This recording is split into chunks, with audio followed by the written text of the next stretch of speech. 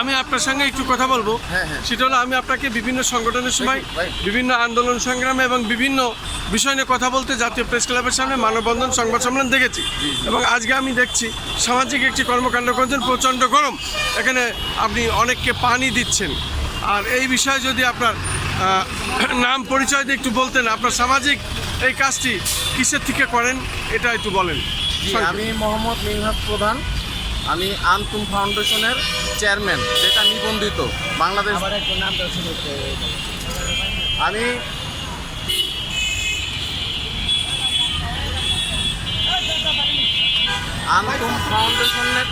আন্তুম ফাউন্ডেশনের চেয়ারম্যান মিনহাজ প্রধান, যেটা গণপ্রজাতন্ত্রী বাংলাদেশ সরকার থেকে নিবন্ধিত, এবং এই ফাউন্ডেশন পরিচালনা করি মানুষের সেবার জন্য, দেশের সেবার জন্য, এবং যত অসহায় মা বোন কত শিশু আছে তাদের জন্য খাবার বিতরণ করি।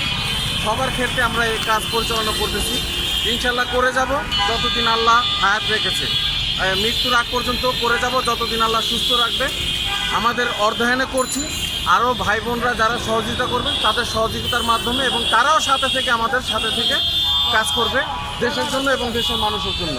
সর্বদাই এই আশাটুকু করি। ধন্যবাদ।